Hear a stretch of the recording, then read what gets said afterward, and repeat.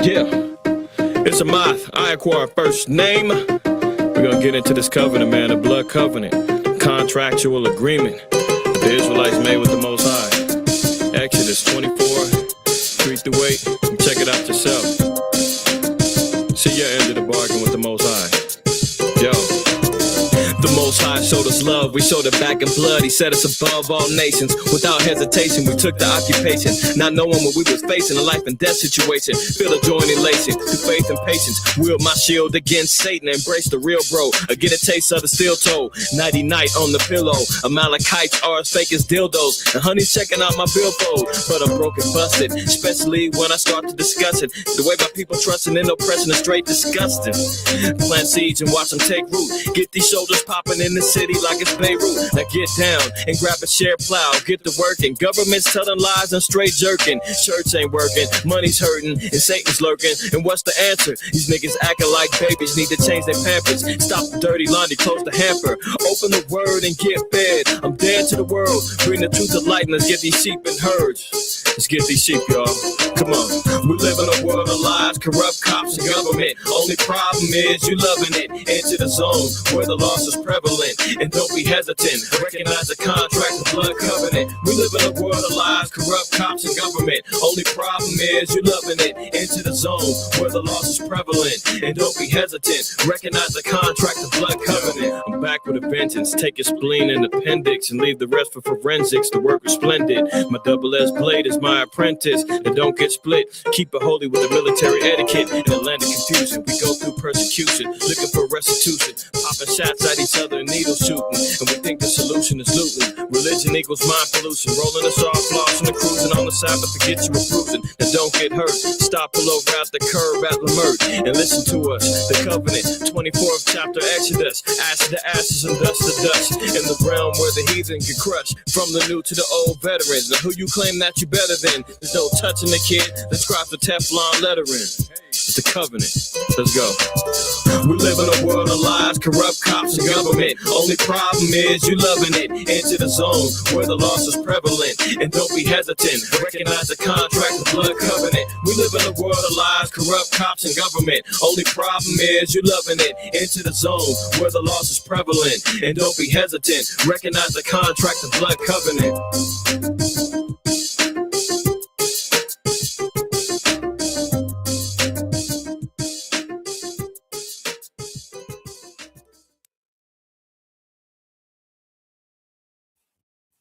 All right. All praise, honor, glory to the Most High. Why Yahweh Shah. It's your brother IQAhmath. I acquire first name. IQ is all the same. Now, for some reason, this stream said that it lost connection with my camera. So let me try again.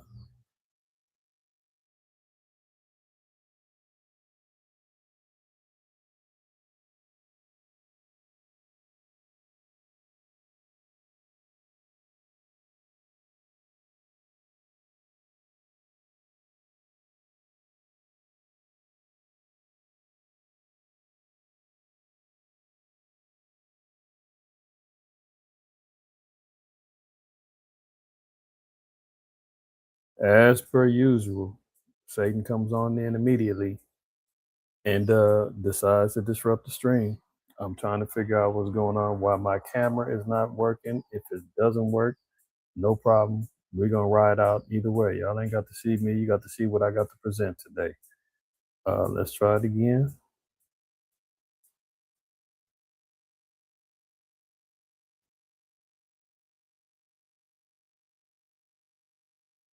Yeah, for whatever reason, this thing is tripping, and I'm not about to restart and do all the other extra stuff to just get me on camera. So it doesn't matter. All praise, honor, glory to the Most High. Why Yahweh Shah. That's your brother IQAhmath. I acquire first name. IQ is all the same, man. Prayerfully, everybody's doing well today. Shabbat shalom to the saints that's in the house, man. Everybody that's been tapping in and acknowledging your presence, I appreciate you. My man Lahab Amath in the house, man. My man Hoshai out there, Jamaican man. Shalom to you, good brother. Hashemai in the house, as per usual. Shalom, sis. Kohath in the house. He's always 10 toes down. Shalak in the house. Shalom to you, my brother. Naquab always in the house. All praises. Rosemarie, all the way out there in London. Salam to you and the fam out there. Ashar Rawak, always riding strong.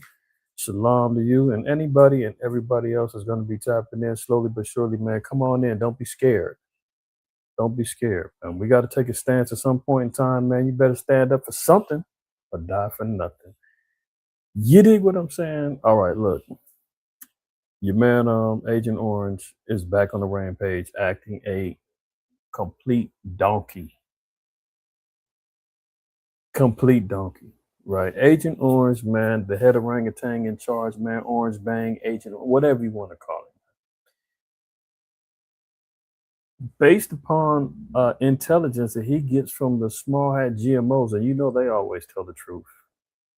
They told him that Iran is they've got intel that says that Iran is planning an assassination, an unaliving of said president in office right now, and he better do something about it and get ready.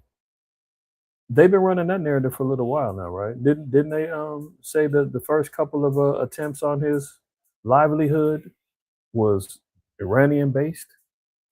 So why would this now all of a sudden make him take action and say, "Oh, really? They're trying to kill me? Oh, guess what? I got 1,000 missiles and 1,000 more ready and aimed to obliterate them." All right, I'm already spoiling it. I'm already spoiling it. Look, let's get to it, y'all, man. Prayerfully, everybody has already wiped your feet when you came up in here, man. If you have not, do your brother that solid and let the algorithm know that you're viewing this content over here and that you would like for it to be acknowledged and seen, throughout the YouTube algorithm, because they dang sure ain't gonna do it for us. That's a fact. They doing their damnedest to suppress and shut us off, man, and close the curtains. But as long as we got a faithful few riding with us, man, it's all good. That's our lot, and that's what we ride with. But you can do your part, though. You can like, share, you can subscribe, all that other good stuff, man. If you have not, make sure you do so, man. Help your brothers out over here at MOTC, and do your part by acknowledging and spreading the gospel and giving them thumbs up if you appreciate the work and you'd like others to see it. That's all you got to do, right? We're not panhandling for money and likes and charging you for breakdowns and all the other stuff, man. We don't do that, right? So let's get right into it, man. Let's get right into it.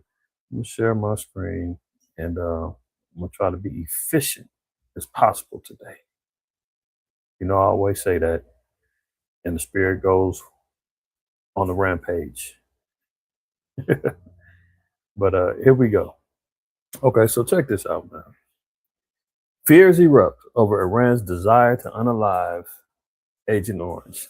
I mean, as much as this guy brags about his death toll, the blood on his hands, about how many generals he's destroyed, how many ayatollahs he's destroyed, how many Iranian scientists he's destroyed, how many reporters he's destroyed.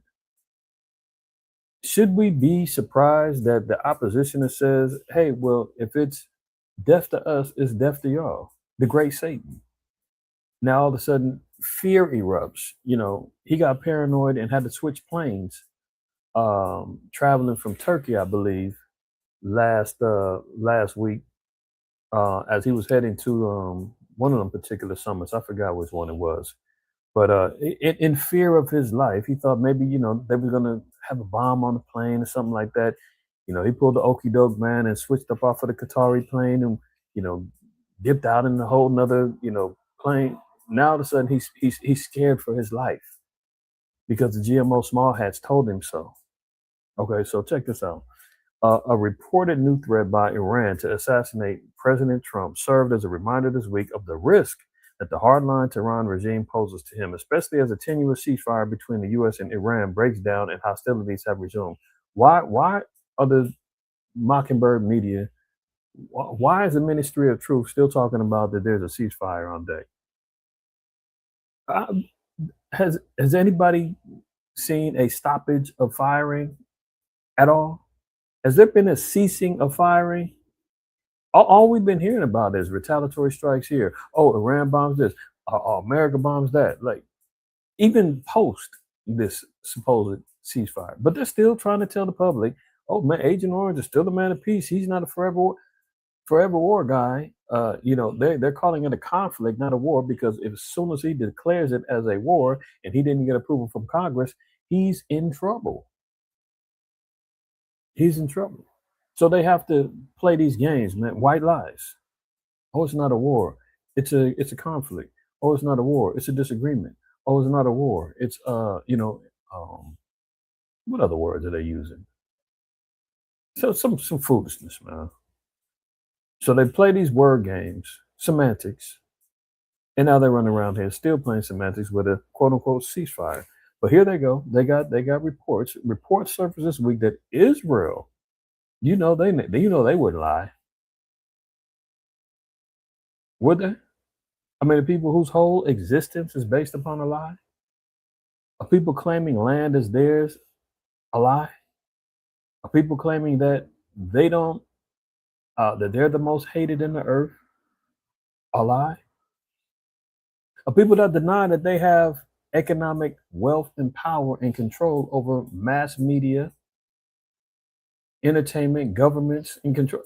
They said that no, we're the most hated in people and nobody loves us and we don't have any power. And if you say we do, that's anti-Sem. Can you imagine? Somebody's telling you, hey, you guys got all the money. You guys control this. You guys get, like, that's almost like a badge of honor. Now, although it comes in a way of you got all this control, but you're mishandling it. But hey, y'all got it. And for them to say, no, we don't. No, we don't. We don't have, like, who would deny somebody saying that, hey, that's a nice car, man. Yeah, you got it going up. Man, look at the rims, look at the, no, this ain't my car. I don't, that's not mine. Who would deny that? Outside of just being like, hey man, I appreciate it, bro. I worked hard for it, thanks. But no. They reverse engineer it and say, if you say we're rich, that's anti-Semitic. Huh? If you say we control industries, and meanwhile, you go over name after name, company after company, APAC, you name it, fact after fact, and they say that it's just not true. Don't believe what you read. Don't believe what you see. Don't believe the history. Not us. So these same people are being entrusted with delivering intelligence, information to Americans. Say, hey, guess what we heard? Your president, he's in danger. Salaki. He's in danger. And we know them dirty Ishmaelites over there, man. They're gonna, Elamites, they're gonna put you to death. Okay, so reports surfaced this week that Israel shared intelligence with the U.S. indicating Iran was devising a plan to unalive Agent Orange. Oh, really? Didn't they run that? Hold on. Let me just see. I want to make sure I'm correct. Give me 1 second, y'all.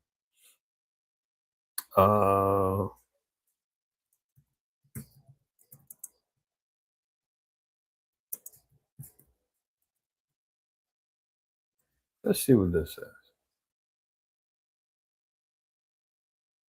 So as of March 5th,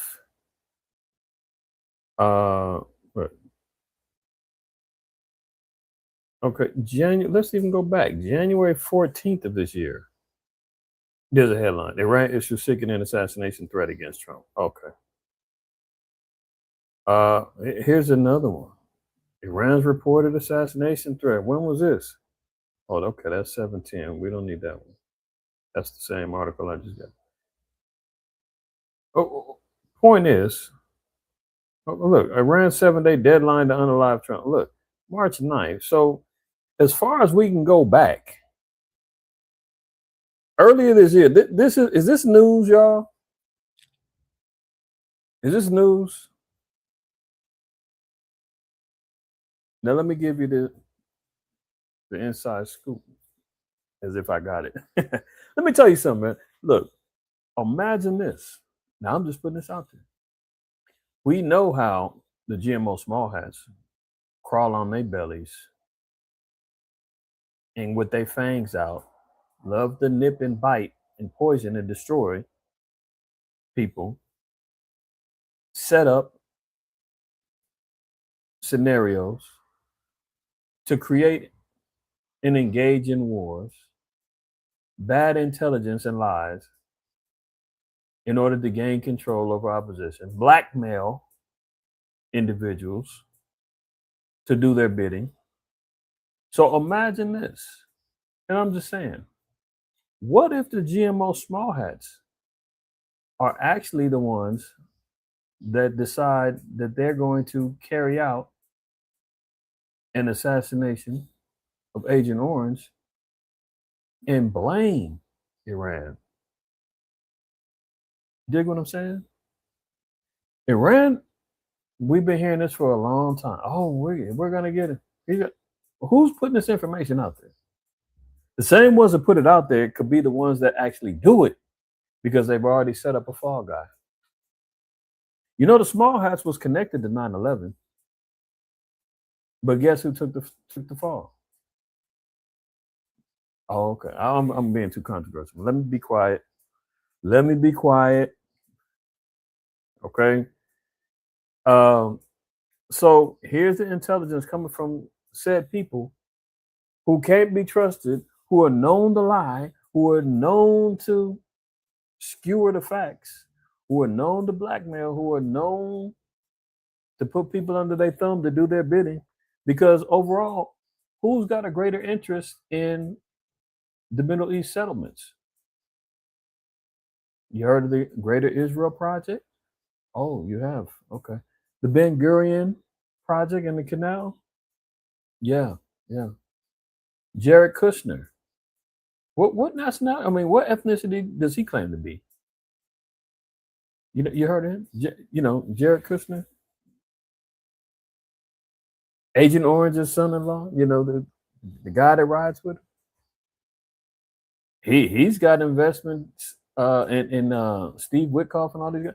These guys are all trying to build up over there. So, but what better way to get the war ignited and sparked and jumping off in forever, as they say, than to say there's going to be an assassination on the president, blame Iran, and meanwhile they're the ones who carry it out and do it. You understand what I'm saying? That's how slick this thing can go. So I say that to say, let's see what else happens. Now, let me get a scripture on that. Sirach 22. Oh, you don't want to write? Okay, Sirach, I spelled it wrong. Sirach 22 and 8 reads, He that telleth a tale to a fool speaketh to one in a slumber. So what is that telling you? A tale is a story, a lie, a deception. Why do they think they can get away with telling said person is this naive, dumbed down orangutan, knuckle dragging heathen? Like, you can tell him anything. Why? Because he's in a slumber. He's dreaming about money. He's dreaming about power. He's dreaming about wealth. He's dreaming about, having adoration and vanity. Anything that will exalt his name, he's down to do it. And here comes these people that says, hey, man, he's a fool and he's asleep. We can give him bad intelligence all day. This is why he runs around here getting parroted information, bad information, and just runs out there and just speaks his mind and lies and all kind of stuff. Because if you tell it to him, hey, we've got intelligence, man, they're going to try to put you to death. Have you heard that before? No. Really? That's terrible. They're going to kill me. They're going to kill me. I got to do something. Yeah, Mr. President, you got to do something. Don't you got thousands of missiles in silo ready to go? Well, yeah. Well, you might want to do something. Hit them before they hit you. Yeah, you're right. Okay, boom. Meanwhile, Iran is like, huh? What? I didn't say what. Oh, there they go again, framing us. Say people who had pager bombs, you know, spooks and sleeper cells. All yeah, they talking about Iranian sleeper cells. I mean, how about the sleeper cells, man, that the small hats got over here? Mossad agents over here. Jeffrey Epstein, all them like you follow? Right, hopefully I'm making some sense, man. Hopefully your wheels are spinning a little bit. So if Agent Orange doesn't make it to the end of his presidency, I'm going out on a limb and saying everything that the storylines might read might not be what it seems, and that could be the thing that gets us into World War III. But I'll continue. He that telleth the tale to a fool speaketh to one in slumber. When he have told his tale, he will say, "What is the matter?" He'll say, "What do I do? What I say? What happened? You believed it? Hey, okay, it's your fault, man. You got us in a war. You got me killed. You got hey, what's the problem? You a fool. You asleep." This is why it's so important that we even teach, preach, and awaken our people to all of the tales and the lies and the folly that's been told to us. I told y'all last week, all of our people caught out there in the Folly Day spectacle of the 250-year birthday anniversary of America and 4th of July and all other stuff. I said, wait till the headlines come out about the deaths and the destruction and the bombing. We'll talk about that a little later. It all came to pass, all praises. Because our people will believe and follow along with anything. Look, even the scriptures in was it Proverbs 14. Oops. And 15. The simple believeth every word, but the prudent man looketh well to his going. You can tell the simple-minded individual anything, and they'll ride with it.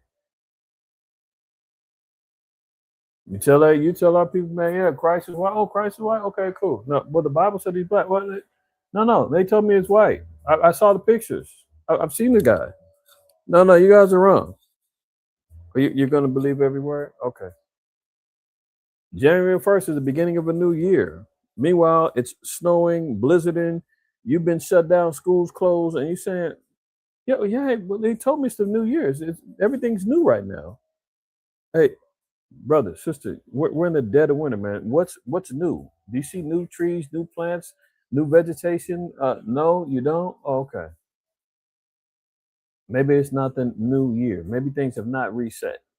Maybe we haven't reached a complete 360-degree cycle of a year yet. Want to believe that? What's your nationality? What's your ethnicity, brother? What's your nationality? I'm black. Black is a color, not a nationality or ethnicity. No. Well, when I go to my job interview, they ask me to fill out my census report, or I got to check off that. That's what they told me I am. Damn, you believe everything, huh? Pork, the other white meat, is healthy for you. Come on, it's a new protein. No, brother, you can get trichinosis, high blood pressure, from the salt that comes with the meat. Your cholesterol levels is all jacked up. We got to lead it back to that pork, man. You got brain, worms on the brain, parasites. No. I love bacon. I love pork. There's nothing wrong with it. You believe that too, huh? Okay. So a simple-minded man of food, they're gonna believe everything. When you tell them a tale, you tell them anything, it doesn't matter. They're gonna ride with it. But a prudent man's gonna look well to what's going. Hopefully that point's understood. So let's continue on. So the intelligence that's being received, we can count it as whatever you want, but we see where it's coming from. You already got to question the source because it's not new information. We just seen at least twice this year they've already been saying the same thing. Why does now all of a sudden their fears are erupting? So let's continue. The development came on the heels of a security decision to have Trump depart from the NATO summit in Turkey on the old Air Force One, which is understood to be more protective instead of the newly refurbished Qatari gifted jet. And it followed days of trade strikes and the revocation of Iran's oil sanctions, a waiver. So, he got spooked, switched up. That you know what, Elder? That's possible. That's possible. But what would throw the earth in more chaos is if he's gone and the head of the snake is in disarray, and the small hats say the next one that comes up, JD Vance or whatever the case may be, he's gonna have to submit to us because he's never led a country before either. Who knows? I'm just saying. Iran ain't gonna be the ones that's gonna try to. They've been saying that for a long time. But the ones who love to stab people in the back are the ones that smile in your face. Your allies. Who knows? It's very possible. I'm theorizing. That's why I said this is me. They may keep him on board. They've got a lot of people in their pockets, a lot of people at their disposal, a lot of people that they can blackmail to do their bidding. So let's continue on. Let's see. So he got spooked, switched jets. He's believing this one all of a sudden. What happened to that fight? Come on, bring it on. I thought he was this big tough guy. Or was that all theatrics? Right? You would think with his background and his supposed bravado that he would have said, I'm not ducking.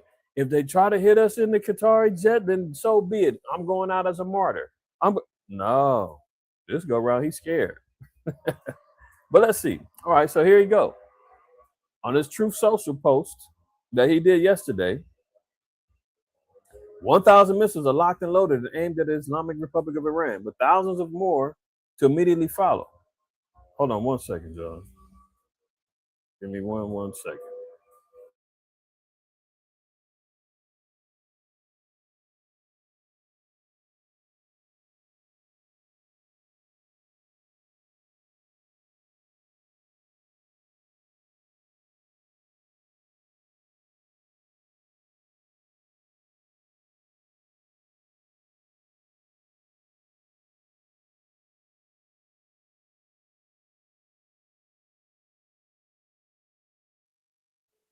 All right, Shalaki. All right, so look, True Social, Agent Orange says this: 1,000 missiles are locked and loaded and aimed at the Islamic Republic of Iran, with thousands of more to immediately follow. Thousands more to immediately follow should the Iranian government act on its threats. According to news reports, they did. They've already tried. So why now? Okay, so it says, should the Iranian government act on this threat pronounced in many corners of the globe to assassinate or attempt to assassinate the sitting president of the United States of America, in this case, me. He loves to inject himself. Orders have already been given, and the U.S. military is ready, willing, and able for a 1-year period of time to subject to extension to completely decimate and destroy all areas of Iran. Praise be to Allah. President Donald J. Trump. There he goes again. Now, you know, there was a rumor that on so-called Easter, when he was talking the same tough talk and said, praise be to Allah, that this was all based upon a poly market bet, that he was going to praise Allah by Easter. And they bet on that. And supposedly there was, you know, guys that made thousands of dollars. So either he's saying this to increase the riches of his, you know, his corrupt partners, or he's just being blasphemous in the eyes of the Quran and in Islam, and you know, the Ishmaelites worshiping their rock god and and just egging them on and trolling them. Now, granted, he's saying if they act on it, and the way he's saying it is if they're successful, the orders have already been given. So part of this is just him trolling and speaking wild. But at the same point in time, we don't know, because at the end all be all, look, when he's speaking like this, you got to take things into account, because, you know, this guy's unhinged. And the Most High tells us when you get people that get to yapping like this and moving like him, steer clear because he might end up causing some grief. Sirach 8 and 15. Travel not by the way with a bold fellow, lest he become grievous unto thee. So the Most High said, man, don't ride with a bold fellow. Don't travel with him. You know, the God is always talking all that tough talk, man. The God is always making threats. The God is always trying to entice you to get into some crime and some criminal activity, do some foolishness and saying, F that, I don't give a damn. I got nothing to live for. Hey, I'm gonna die anyway. Those types, most I was like, man, don't associate and travel with those type of individuals. We've all had them. We all know them. There's always been somebody you know, in the crew and the clique or sisters. You got that one sister, man. She's always getting drunk and having one night stands. And you trying to tell her, girl, you need to calm down and you doing too much and you're gonna get us jacked up because the last time we was with you, the girls rolled up because you was sleeping with her man and we all had to fight like that type of thing, man. The guy that's running around here that's bold, he's always got a pistol on him, and you know, a car rolls by, he pulling out every minute and gets you caught up as you know what I'm talking about. This guy is the one who's constantly boldly making these statements. 1,000 missiles are ready and thousands more, and they're gonna hit you for a year straight until there's nothing left of Iran. You talking about decimating an ancient city, ancient people, ancient culture, and saying that you're willing to wipe them out. The only way they're going to be able to do that is if you nuclearly destroy the place. You can hit them with the ICBM, you can hit them with the little Hellfire missiles and the drone strikes and all the other stuff. That won't obliterate everybody. The only way you could decimate a whole population of people is you're going to have to nuke them. You're going to have to unload them codes and say, listen, there'll be nothing left for them. They won't be able to rebuild. The population will cease from existence. Only way you're going to do that is if you say, bring me the briefcase, bring me the keys, get ready to turn. I'm going to enter the code, and boom. Now, with his bold statement, praise be to Allah, he you know, he's out there really with it, man. When you antagonize the people who are zealous for their quote unquote religion, who have no problems being martyrs and dying for their beliefs, now you rub it in their face and say, praise be to Allah that I can destroy and wipe you out. I'd be interested in seeing the reaction of them. Now, this ain't the first time he did it. He did it back in April. And, you know, the war got lit and things continued on. We've seen the headlines and the destruction that America's been lying about, saying it's not as bad as they say.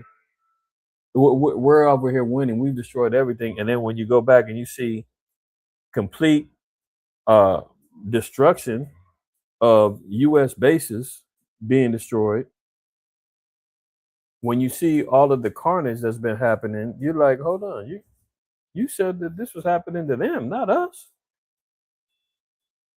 Death toll, body counts, injuries in the hundreds, thousands. We're not getting that story. So he's going to be grievous and he's going to cause it. That's why some months back I made one of the title one of DSTMs. Thank God for Donald Trump. I'm serious because this guy is a bold fellow, man, and he's already been grievous to us. He's been grievous to the children of Israel for a long time. You see what's going on with ICE, with the Patriot, right wing Patriots, man, the storm DC. You see what's happening to Nolan Wells and to Cyrus Carmack and Carmelo Anthony, and the list goes on and on. Mike Brown, George Floyd, Corinne Gaines, all of this stuff. A constant upheaval of people's emotions when it comes down to racial tensions under his regime, economic hardships and pain under his regime. Warfare under him grievous. Food supplies low. Now that it's being replaced with frankenfoods and folly. Farmers all dealing with grief. Point made. Let's continue. For he will do according to his own will. Remember, he said, can't nobody tell him nothing. God can't even tell him what to do. He said that.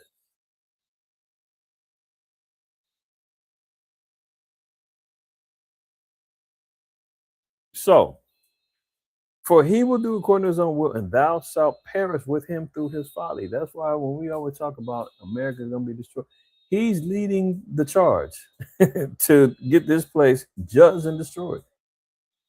Prophecies are being unfolded heavily under his regime.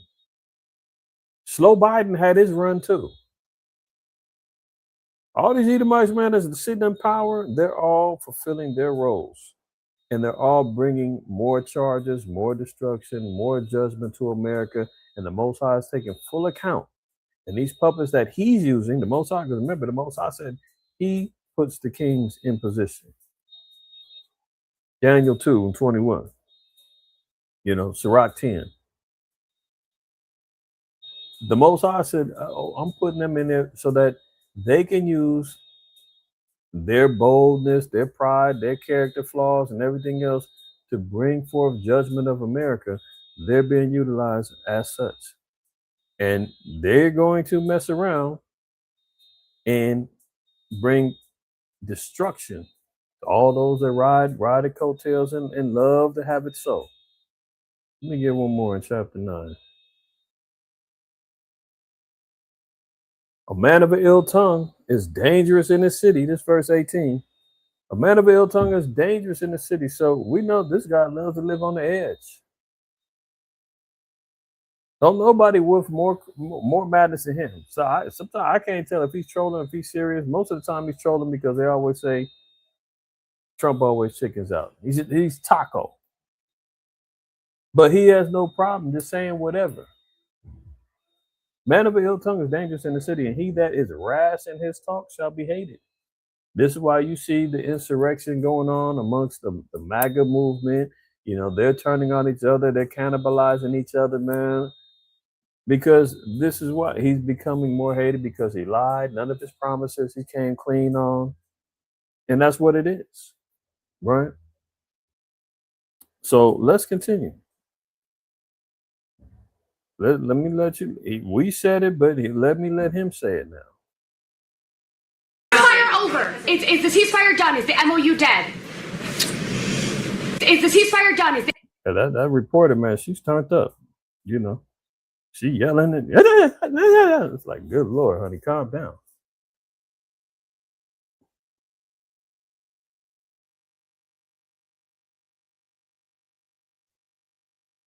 Let it play. Over. Is the ceasefire done? Is the MOU dead?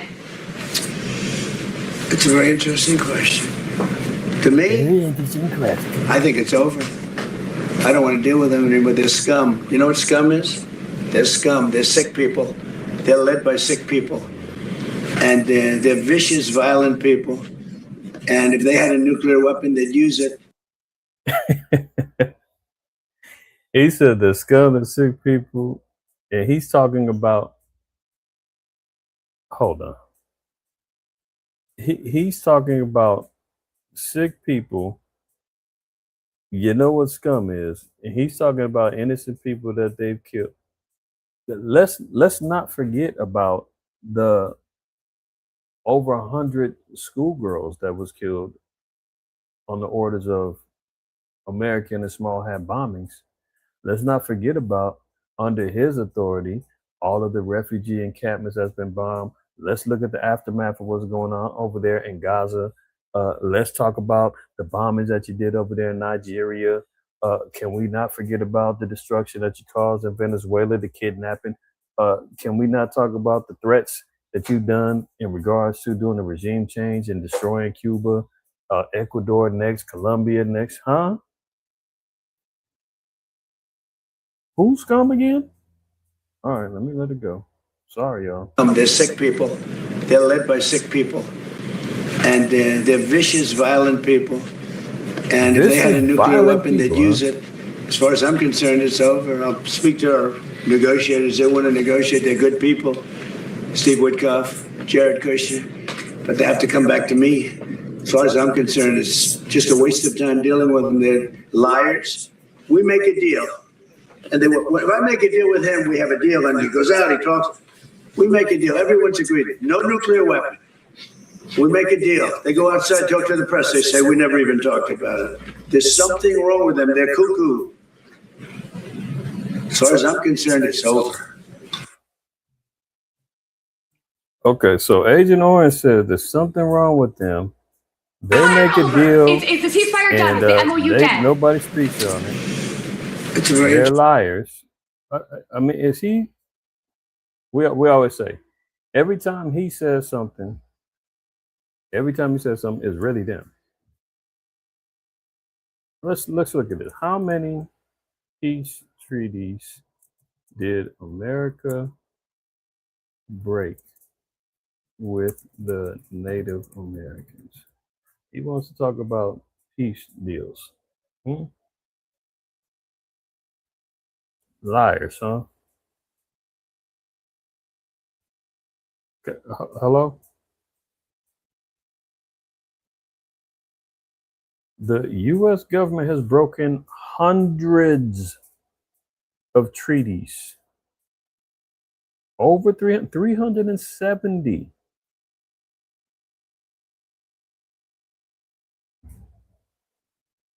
Can we lay that to rest now? I mean, who's got the history of broken peace treaties, lies, broken promises, ceasefire, disengagements, and backstabbing people? Can we knock that off?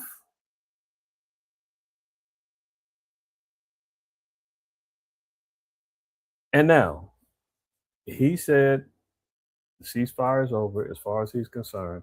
He doesn't want to talk to them anymore. So if we see any more headlines talking about, oh, such and such is going on in the midst of a fragile ceasefire, is a ceasefire in jeopardy, you know that this is all agenda driven. The press is still trying to promote a lie saying that the ceasefire he just said is over with. So can we move on and escalate the war? Not saying, listen, let me be clear. Let me cover myself. I'm definitely not saying I'm ready for it.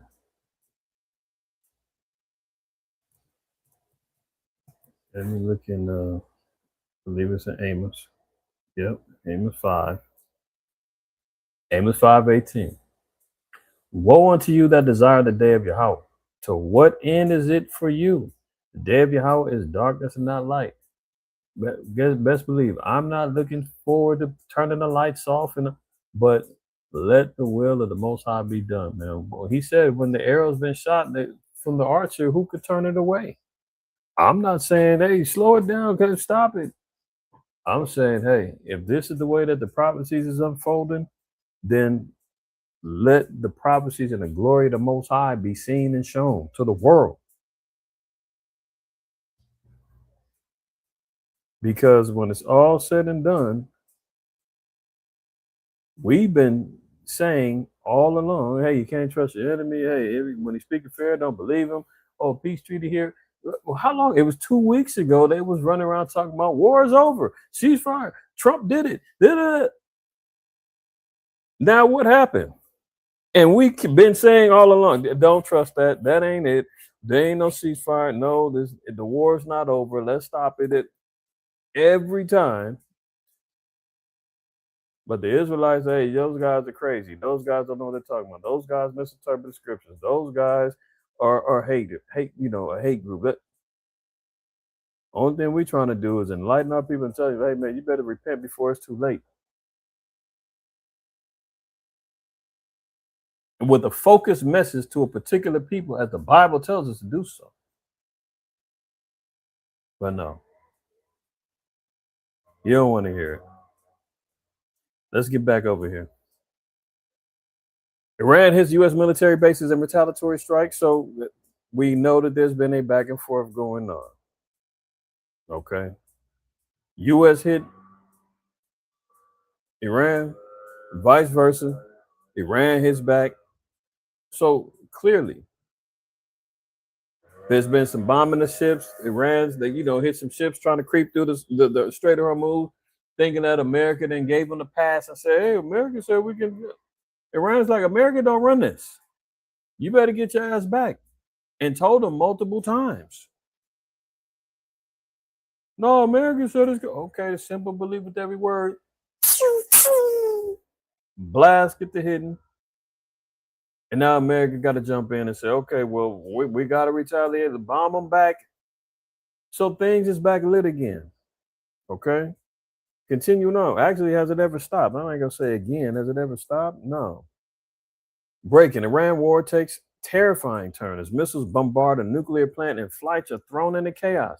See, and notice what word did they fully capitalize and embolden? Nuclear, right? Anytime we get talking about nukes, oh, you guys are fear mongering. You guys are, hello? Can we just look at what the news does?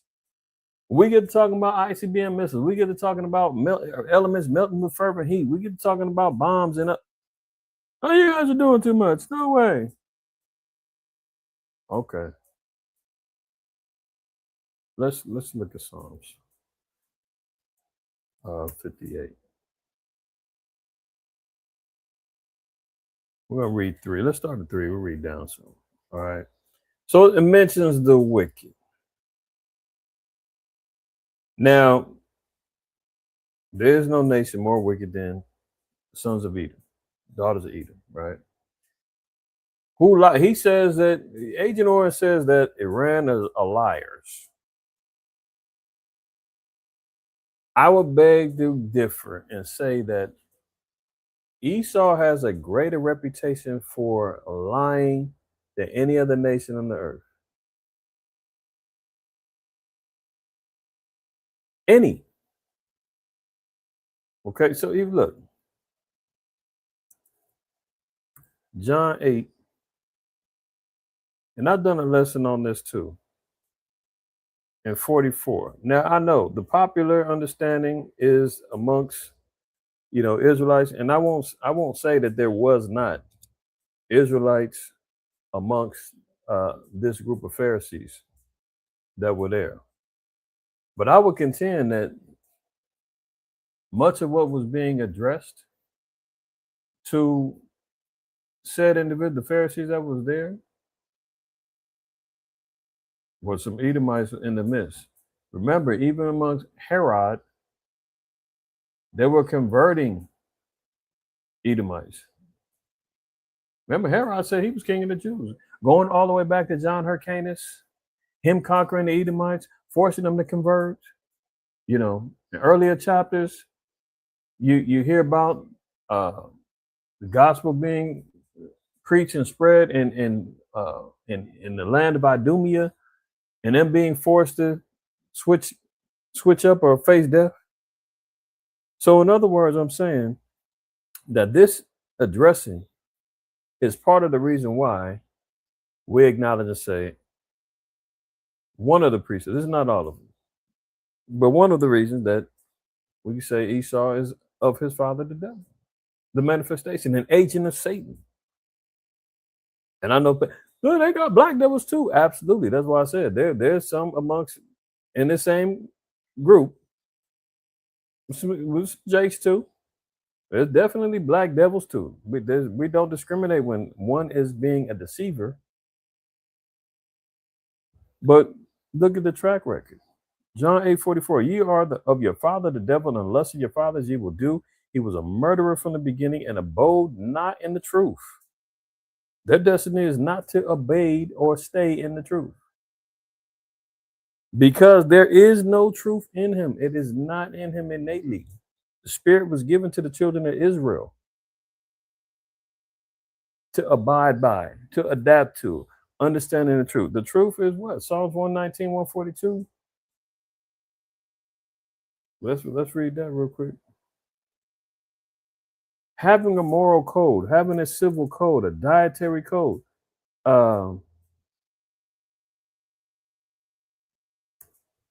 is not embedded in these people outside of Israel. That's who it was given to.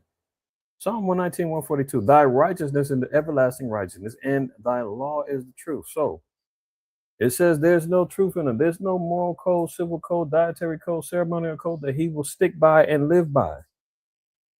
Sure, he'll lie and say, ain't God we trust. God bless America and all that. And he does not give a dang about the Most High and will not abide in any truth that the Lord lays down. Murderer from the beginning. Well, who murdered who? Beginning was Cain, slayed his brother Abel. He was given a mark that if anybody seen him, that they would try to kill him. What was that mark? That's a whole nother thing. But continuing on, it says, but there's no truth in him. When he speaketh a lie, he speaketh of his own, for he is a liar and the father of it. Okay. So there's a people that is basing themselves and following after the spirit of the devil that are known to lie, and they're the father of, meaning that nobody, there's no greater progenitor of lies and deceptions, subtlety than these people. And that's just what it is. That's not hyperbole. That ain't just to be extra. That ain't to be radical. Just look at the history. You could do a Google search and say, how many lies has Trump said or spoken of in his presidency? And you're going to get hundreds of results. And this is only a year and a half in. Slow Biden. Do a Google search, see how many times he's lied about his presidency. Bill Clinton. I did not have sex with that woman. Lies. George Bush. Weapons of mass destruction. You're either with us or you're with the terrorists. His father, Bush, spoke about it in enacting in a new world order. I mean, the list goes on and on. Ronald Reagan said the 9 most deadly, the 9 most fearful words that you can hear is, I'm from the government and I'm here to help. That's a quote. That's only dating back to 1980. So we're talking about the last, 36 years? 46 years? 1980 to now? I mean, come on. You can quote everyone. Slow Biden, when he was running for president, he back in the 80s, he got busted for stealing speeches from JFK, I believe. I mean, this is their legacy, man. Who tells greater lies than him? So, getting back to the point, where was we at? I went to John. I want to go back to Psalms 58 to highlight the point. We're speaking about the wicked and speaking about a people that are estranged from the womb. They go astray as soon as they be born, speaking lies. Though the father of it. Okay. Their poison is like the poison of a serpent. You know how that poison gets into you? You know, you get bit by a serpent, a scorpion, or whatnot, man. Like, I talked about it last week with Revelation 9. And the effects of a scorpion bite. It's not lethal. It won't kill you, but yeah, you're gonna have some, some dizziness, disorientations, some swelling and whatnot. But let's just say you get bit by a black mamba, you don't die right away if without medical attention. It may take a little while to seep in. Esau's got things that he calls soft kill or slow kill weapons. From the food, from the air, from the medical, industry, getting poked in the arm with certain stuff. You understand what I'm saying? He's poisoning a lot of different things. The water that runs out to tap water. Bottom line is poison when it's all said and done. You got harmful chemicals, chlorine, metals, sterilants, you name it. And he says, no, it's safe to drink. Go ahead. Fluoride in there, lowering your IQ levels, no pun intended. So when he speaks and when he moves, you may not understand and may not feel it right. You know, you might not get put out of picture right away. That's the element of the serpent. What's that old parable about the frog and the serpent, and the frog trying to get across the street and says he wants to ride on the back of the snake or something. And he says, "Oh, come on, give me a ride." He's like, "Yeah, okay." He's like, "Well, you're a snake. Are you gonna bite me?" "No, I'm not gonna bite you. Everything's fine. Come on, let's go together." As soon as they get across and he bites him and he says, "Man, why'd you bite me?" He says, "Man, I'm a snake. You shouldn't have trusted me in the first place." See, they move with an element of deception. You know, they always talk about how the serpent is so majestic and hypnotizing. You know, people get to look at them and all that other stuff, man. And how slow they move, and how powerful they are, and the fangs come out. Next thing you know, you get bit. And unless you extract the poison, the lies, the philosophies, you know, the idolatry, the fornication, unless you get that up out of you, man, you're gonna die. That's why we repent. That's why we keep these laws. That's why the Most High said that we have to be corrected. Because we all been bitten at some point in time of our lives, unless you've been born in the truth. We all got bit with that poison, man. You got to get it out. Continuing on, it says, they are like the deaf adder that stoppeth their ear, which will not hearken to the voice of charmers, charming never so wisely. Break their teeth. Break their teeth, O Most High, in their mouth. Break out the great teeth of the young lions, O Yahweh. Let them melt away as waters which run continually. Why are we using terminologies about melting? You know, 2 Peter, what was it, 3? We went over this one last week. 9 and 10. 2 Peter 3:9. The Lord is not slack concerning his promise, as some men count slackness, but is long suffering to usward, not willing that any should perish, but that all should come to repentance. Reading on, I should say. Sound like I'm out teaching. But the way of the Lord will come as a thief in the night, in which the heavens shall pass away with a great noise. That's bombs, that's destruction, that's earthquakes, that's seismic activity, all coming from, you know, sonic booms. Heavens shall pass away with great noise. What's the heaven? We ain't talking about the sky above the firmament. No. Thy kingdom come, thy will be done on earth as it is in heaven. There'll be heaven on earth. Whose heaven is it now? The nations, in particular, Esau, Edom. It's his heaven. The kingdoms that's been established on this earth, they're going to pass away with great noise.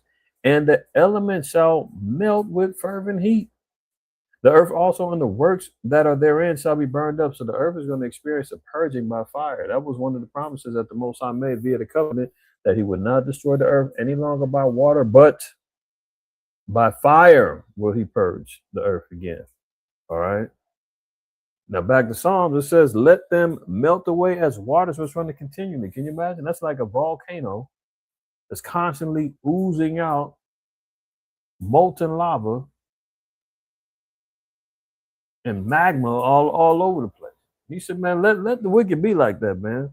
When the scriptures say that Esau is going to be like a stubble and be burnt up and all of that, that's David saying, man, let them melt away. Put them to the flames. Only way that goes down is via nuclear destruction. Right? So continuing on, it says, when he bendeth his bow to shoot his arrows, let them be as cut in pieces. You know? As a snail was melted, let every one of them pass away like the untimely birth of a woman, that they may not see the sun. So that would mean that there'll be a ceasing of the seed. They'll be completely destroyed and wiped out. Untimely birth of a woman, a miscarriage. That baby, that seed, never seen the light of day. What else can it be unless a seed is cut off from among their people, right? What else can I mean? Well, there shall be none remaining of the house. It's not one person. You know, some of these Christians, like I said, that was just Esau. Esau, you cut off. There's no more. Esau was dead. No, the house means that all and every of his progenitors, his generations, gone. Okay, let them be cut in pieces. Now, So we're hearing and seeing, oh, nuclear plant. So it's the plants.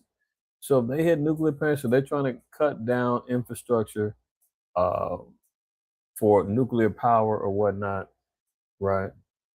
Um, and that now becomes an issue because, hey, guess what? What if any of that nuclear fallout, any of the nuclear sludge, gets out and becomes an environmental crisis? That could happen, you know. So it says Trump's war has escalated after Tehran retaliated by firing missiles and drones at war-weary U.S. allies in the Middle East, while American strikes bombarded an Iranian nuclear plant.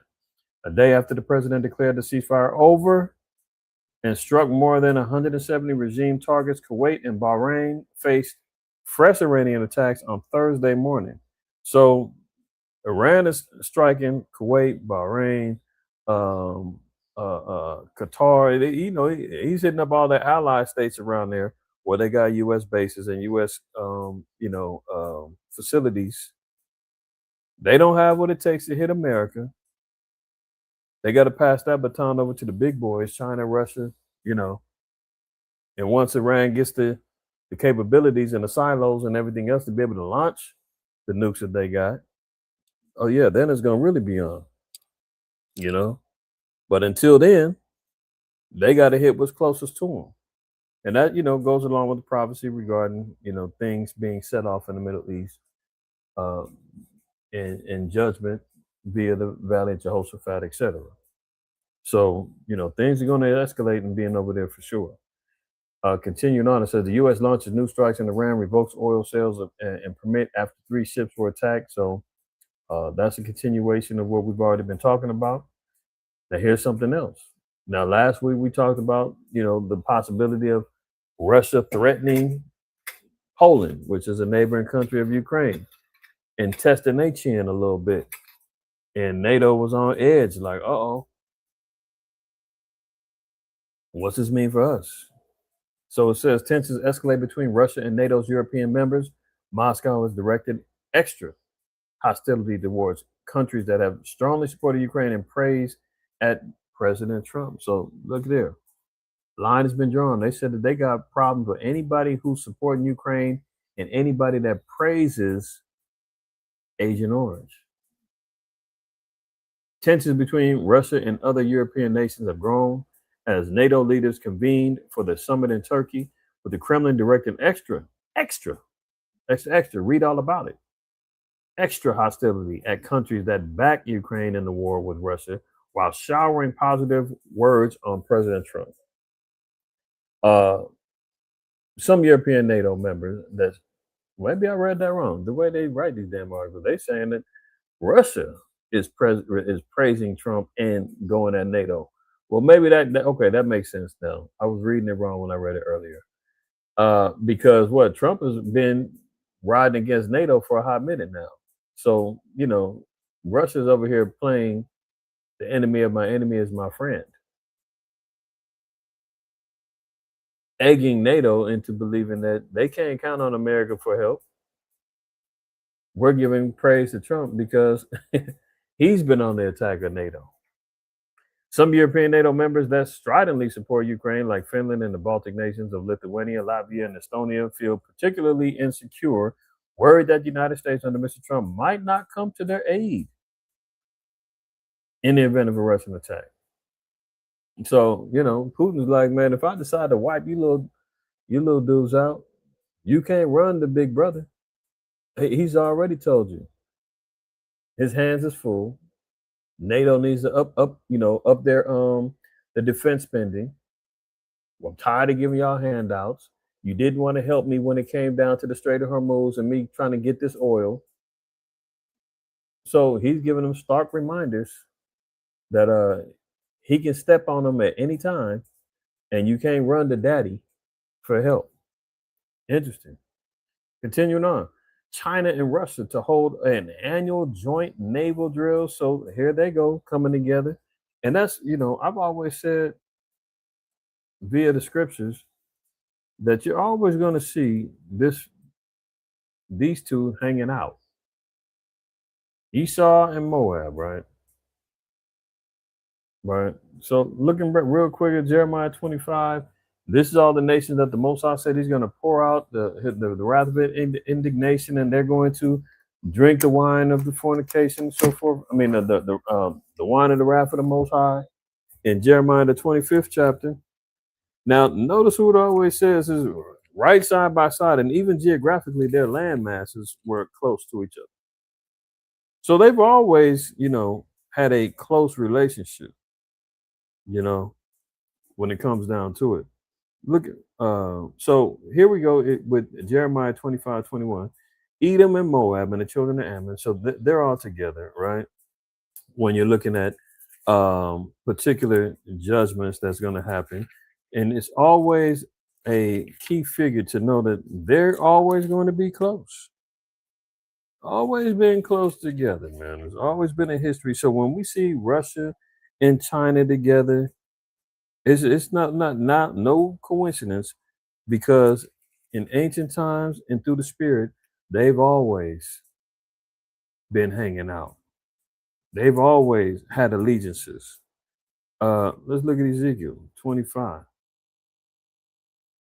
verse 8. Thus saith the Most High Yahweh, because that Moab and Seir, who's Seir? Seir is Mount Seir, or representations of Edom. Because that Moab and Seir do say, behold, the house of Judah is like unto all the heathen. Therefore, behold, I will open this side, the side of Moab from his cities, which are on his frontiers, the glory of the country, Beth Jemath, Baal Meon, and Kiriathaim, unto the men of the east with the Ammonites. So you got the Japanese involved too. Japan is holding the keys with this economy right now. They got a whole lot of problems going on over there. And it's affecting, America's economy and the global economies. Unto the men of the east with the Ammonites, and will give them in possession, that the Ammonites may not be remembered among the nations. So this is all judgment. Look at it. Verse 11, and I will execute judgments upon Moab, and they shall know that I am Yahweh. Thus said the Most High Yahweh, because that Edom have dealt against the house of Judah by taking vengeance, and have greatly offended, and revenged himself upon him. Therefore, thus said the Most High Yahweh, I will also stretch out mine hand upon Edom, and will cut off man and beast from it, and will make it desolate from Teman, and they of the Dan shall fall by the sword. So this is the judgment that the Most High is putting forth amongst the nations. Primarily, we're seeing here who? Moab, Ammon, and Edom, all being judged accordingly. Why are these always together, getting judged together? So I'm just bringing out some particular points that when we see and can prophesy and talk about how China and Russia are going to come together to, execute judgment upon each, another nation, i.e. America, it's no marvel. They've always been riding like that. These allegiances are ancient. Judges 11:17. Then Israel sent messengers unto the king of Edom, saying, let me, I pray thee, pass through thy land. But the king of Edom would not hearken thereto. And in like manner they sent unto the king of Moab, but he would not consent. And Israel abode in Kadesh. So let's be clear about that too. As much of the so-called white man hates you, Israelites, you blacks, Native Americans, and Hispanics, so does Moab. That's why Moab always follows the lead of Edom, man. Constantly trying to be like him, impress him, doesn't have no problem oppressing their people and being a beta test for all types of wickedness and technology and one-child policies and cameras everywhere and microphones everywhere and quarantines, lockdowns, pokes in the arm, letting loose plagues, social credit scores, digital IDs. They're working in cahoots, y'all. That's why. So don't be thinking, hey, Mr. Chan is a good guy. Why do you think they let off Rick Chow after shooting Cyrus Carmack in the back? The white judges, man, gonna let it slide. Secret handshakes, back doors. But guess what? Who follows who? You see here, messages were sent to Edom. Edom said, nah, they can't pass through. We ain't letting them children of Israel. Forget them niggas. China said, oh, he said they can't go through. No. And they, in like manner, do what boss says. All right. There you go. So that, you know, there's other precepts, but I'm gonna kill that there for time's sake. So here they go, hanging out again, doing joint naval drills. Who are they practicing for? Who are they drilling for? Is it just to show off, or do they have a common threat, common enemy? I think we all know the answer to that. China tests long-range ballistic missile in the Pacific, angering its neighbors. Oh, really? China's firing of a submarine-launched missile came as Australia secured more defense deals with Pacific Island nations. Countries expressed concern about the test. You think China gives a damn? If they're concerned, Australia, who are they going to do? They're going to go whine into America. Help! And America's like, look, I got my own problems right now. I can't help you right now. They're test firing long-range ballistic missiles. So we keep talking about ICBMs and all that other stuff. They say, there's no bombs in the Bible. Okay. I can't tell. All I see is that nuke talk, bomb talk, ballistic talk, meltdown, destruction talk is all the things that's got the world in fear right now and saying, please, please don't let it go there. Please, Mr. President, we need peace. Don't do it. Governments in the region were warned of the launch shortly beforehand. The overt display of China's fast expanding military capabilities threatens to further fan a defense buildup around the Pacific in the midst of anxieties about the strength of the U.S. commitment to the region. So there you go. The missile was launched from a Chinese nuclear-powered submarine and sent a mock warhead into the Pacific Ocean, according to the report in Xinhua, China's official news agency. So there you go. And guess what? As all that's going on, the Pentagon is running out of money. Pentagon's running broke, huh? Spending a little bit too much on that money, too much money flying back into the pockets of Agent Orange and his family and his little white-collar crime buddies. Look at this. Defense officials asked for more than $67 billion in the supplemental finding. But Congress hasn't approved the money yet, in part because of frustrations over information about the war with Iran.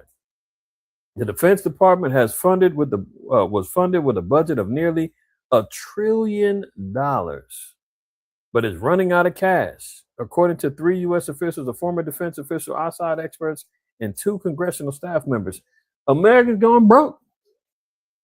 You know, now if the scriptures say, man, money answereth all things, and if America's saying we're running out of cash and we're damn near $40 trillion in debt, what's the bailout plan? How are they going to be sustained at this point? They can't. That's why we always continually talk about the downfall of America is upon us. You can see the spirit of America is eroding. Now they hurting in the pockets. They've got an a debt that can never be resolved with the $1 trillion debt deficit. And now they're acknowledging we're running out of money. But what does that mean? You know, when they say they're running out of money, only thing they can do is print more. Print more, that means inflation goes up. Your dollar, my dollar is not going to be the same as futures, as the future presents itself. No? We've been talking about it for years on end about how the dollar is going to be devalued, worthless, and that's how they're going to introduce a new currency system, digital-based system. Once everything crashes and burns, then it's like, okay, well, we're going to resurrect it with a whole new system. And y'all know where that goes. Here he goes. Look at this. While the Pentagon saying they broke, Trump made more than $1 billion on his crypto investments in it, and all of his supporters lost millions. Pump and dump schemes. We know President Trump made more than $1 billion from crypto last year, but analysts now say nearly 1 million people lost a total of $3.8 billion buying the coin. It's now worth just $1.69, down from over $75. Did you hear that? He's made $1 billion off of his crypto money and his crypto coin. When it launched, it was valued at $75. All of the hype of him being elected as president, telling everybody they're going to be rich off of him. Remember when he first got in, what was it, during the election time in November? Once he won the election, he said he believes in crypto and all this other stuff, man. Everybody that was in crypto made money, and then when he got in, he said, "Hey, you guys should be thanking me. I made you a lot of money. We're gonna make a lot of money going forward." Everybody was believing him. Oh, we got the Trump coin. Invest in it. Oh, it's $75 a coin. All the supporters, man, they spent billions of dollars investing in him. And guess what? He says, "Suckers. Everybody, let's cash out, get your money. We're gonna pop the balloon on this mofo." Pop the balloon. They said that thing is worth $1 and some change now. He clocked out at the top, got a Billy out the deal, and everybody is holding on. It's gonna revalue. It's gonna get back. Oh, hold on. 75, 70, 65, 63, 61, 60, 54, 38, 20, 10, 9, 8, 7, 6. What dollar? These those is crooks, man. High level crooks. But the Pentagon is broke, but this motherfucker got billions of dollars in the bank. We know President Trump made more than $1 billion from crypto last year, but analysts now say nearly 1 million people lost a total of $3.8 billion buying the coin. It's now worth just $1.69, down from over $75. There you go. Now, here goes his buddy too. Keep the language, and you know he still got some influence over here. He still got the ear of the president. Think about NSPM 7. We talked about that multiple times. Now look at this post. Elon says, not merely, quote, okay. Anyone who doesn't love America is a traitor and beneath contempt. Those who don't love America, those who are disloyal should be exiled immediately. That's a dog whistle. Dog whistle. Then when you see the the little right-wing patriots marching through America, and masked up, you see ICE, all right, I'm spoiling it. We're going to get to it. Keep this in mind as we move on. Those who don't love America, those who are disloyal should be exiled immediately. Think about who might fit that profile. Let's continue. Oh, here we go. White nationalists march in Washington amid the 250th year anniversary. I'm sure everybody's seen them. Yelling, reclaim America. Strong army. I mean, the last time we seen some strong armor going down like that was January 6th. And hey, that was all hell broke loose there. But until then, I mean, we seen what happened this go around. They was riding on the trains. They was walking through the streets. They was doing whatever they want to do. Not a care in the world. In DC, Chocolate City, niggas was hiding, barbecuing hot dogs and worrying about who's drank the last beer. And an invasion of white supremacists was in their city, man. And no problems. Nobody's tripping. I guess that's how. I guess it's okay, The group wearing clothing associated with their organization, Patriot Front, assembled near Capitol Hill before leaving the district. A large group of masked men, which is interesting because I believe in Stockton, California, they just banned the little shiesty masks that these little YNs love running around here wearing. Be 100 degrees and they got a damn shiesty ski mask on and a hood on and all kind of madness. Gremlins. Terrorizing. But they're banning masks in particular cities.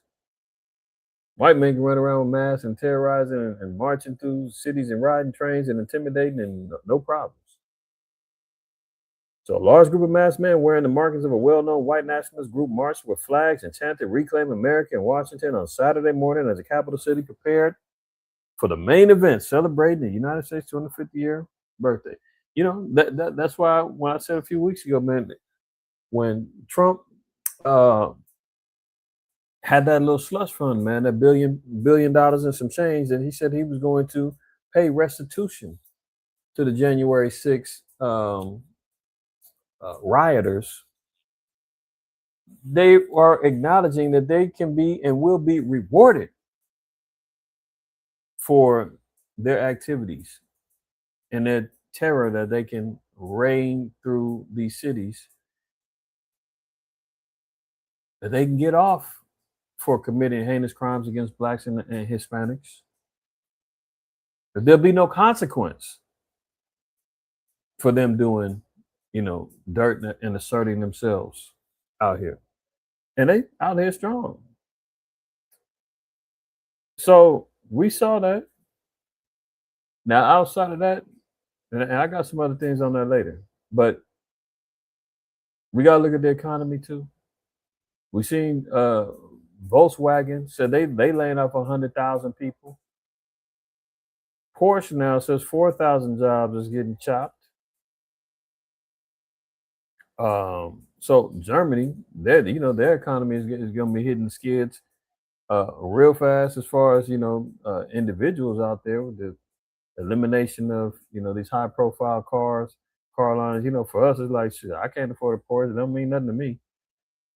But this is all deals with the international economy.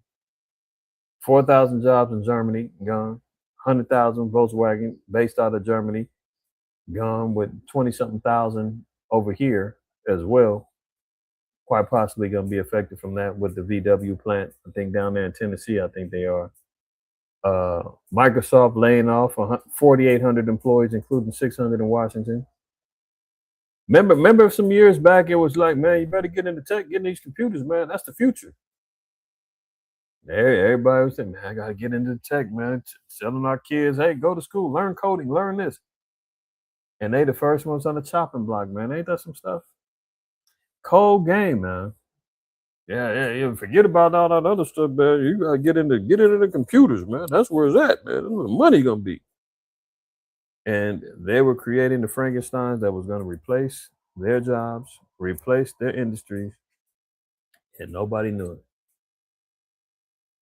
Microsoft, 4,800 people laid off. Microsoft laid off 4,800 employees on Monday, including 600 in Washington, where the company is headquartered. The cuts impacted roles across sales, consulting, and the Xbox gaming division. The layoffs accounted for approximately 2.1% of its workforce. Sounds small, right? 2.1%. Oh, it wasn't but 2%. Still plenty of people working. Tell that to the 4,800 people, man, who ain't got no jobs no more. I guess, So more spiraling of the economy. Stock market is about to suffer a, quote, snapback and will lose much of this year's gains as speculation is hitting extreme levels. Bank of America warns. So Bank of America is saying it's a lot of fluff and hype, man. And the reality is going to kick in. Somehow the stock market is ignoring the war, ignoring the inflation of the dollar. Somehow they are pumping and dumping, and scams is getting ran at an all-time high right now. Esau's out here siphoning money like crazy. China's selling off all their U.S. bonds and they're buying gold. Meanwhile, they're crashing they're manipulating and crashing the value of gold and silver right now.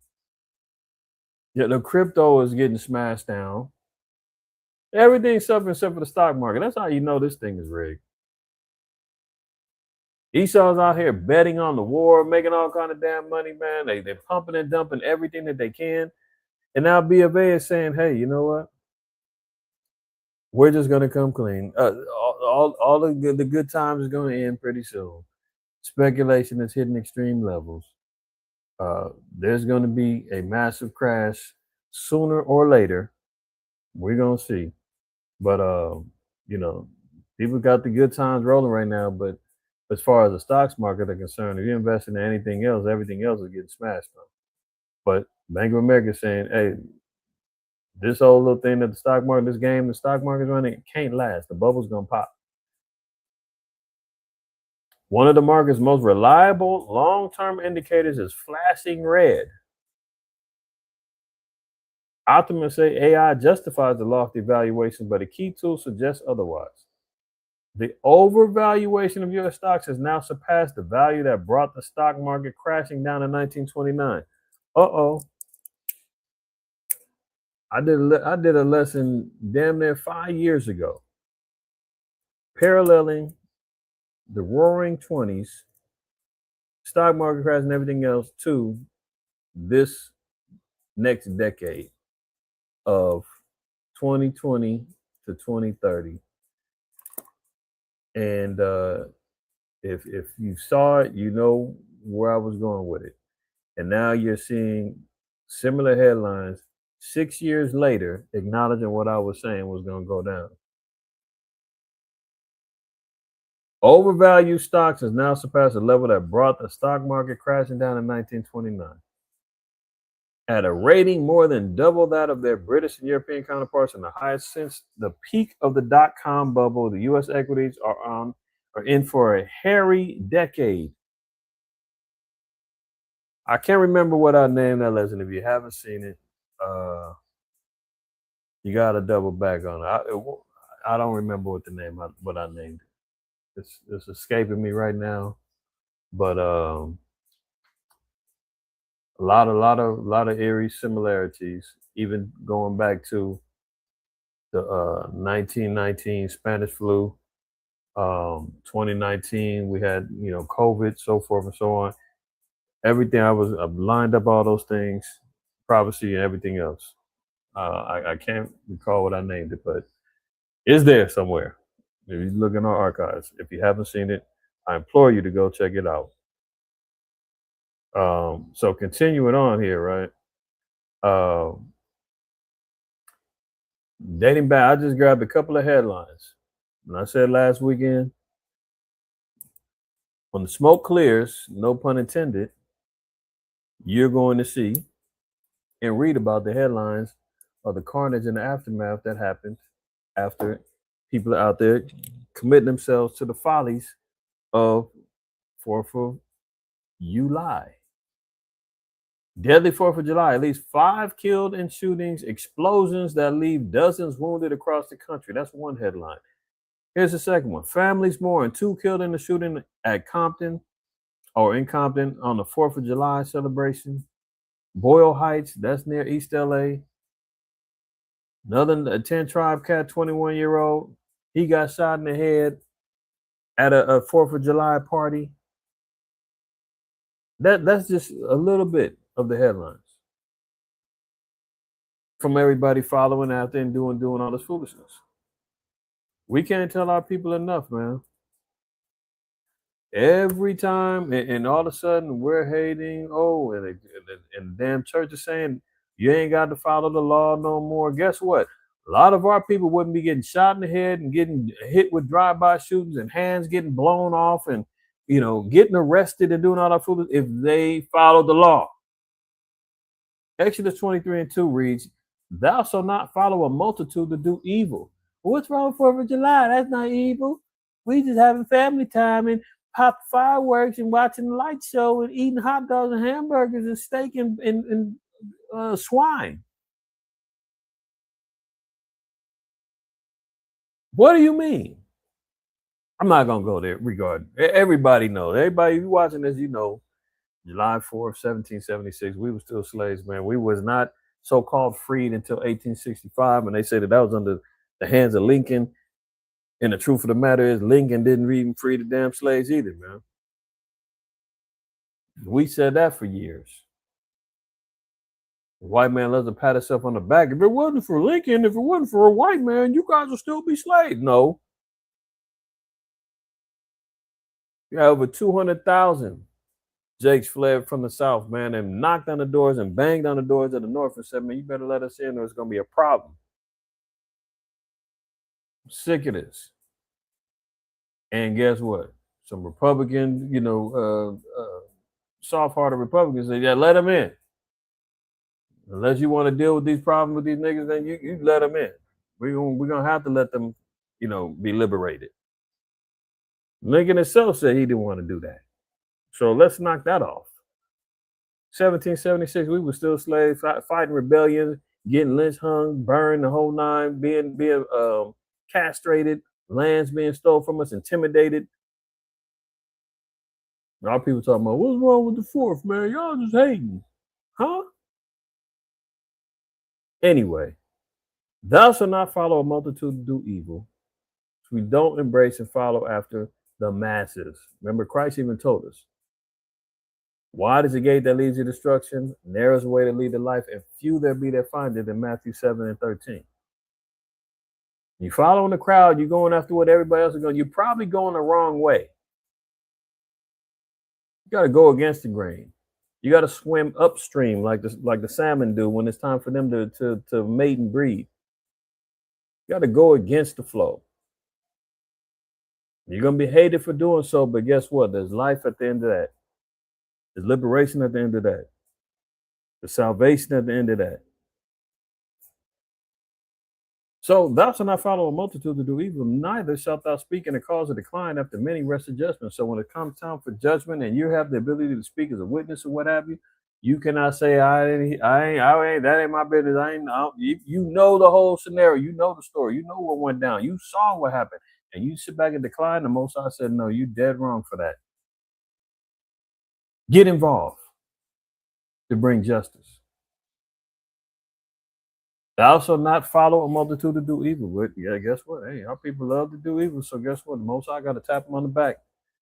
As the families are mourning, people are talking about how great people were and they didn't deserve that. Some other little, I don't know if it was 4th of July or not, but I don't think it was 4th of July related. But there was some little, some sister, she was a little social media influencer. She got killed after being at some party and girls get into a fight and guys got involved, and then next you know she got shot sitting in the car after the aftermath because they got followed by the people they got in an altercation with.